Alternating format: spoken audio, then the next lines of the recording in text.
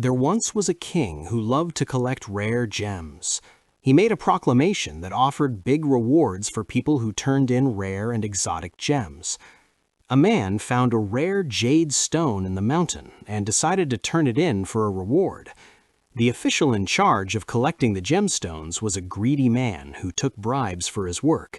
When the righteous man did not offer a bribe, he reported to the king that the man submitted a fake gemstone. The furious king ordered his guards to give the poor man a severe beating.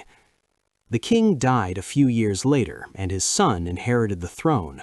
Like his father, he was a lover of gemstones. When the honest man learned the official who wronged him had retired from his position, he decided to again submit his rare stone. Unfortunately, the new official in charge was the previous official's son. Although he was a decent man who did not take bribes, he was concerned that acknowledging the gemstone would put his father in trouble.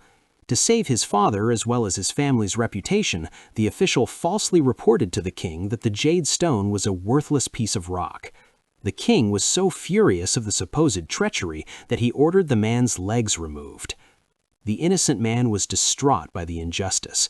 He camped out in the middle of the capital city for days, tearfully appealing for a personal audience with the king to show him the jade stone. After a severe beating and the loss of 2 limbs, why do you still insist in turning in this ill-starred stone? Is it because of the big reward, or is it for revenge? An acquaintance asked him. Neither, the man answered. I just couldn't stand this great gem being called a worthless rock and an honest man being called a liar. When the king heard of his story, he gave him an audience.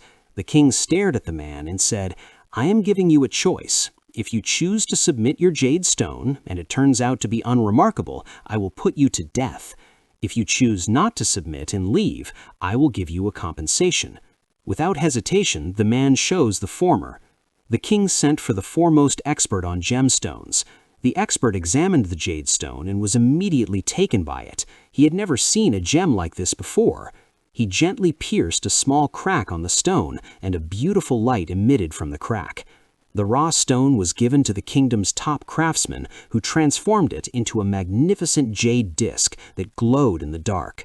In winter, it emitted warmth. In summer, it relieved heat.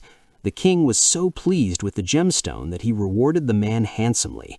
As for the official and his father, they were sent to prison, and their wealth was confiscated.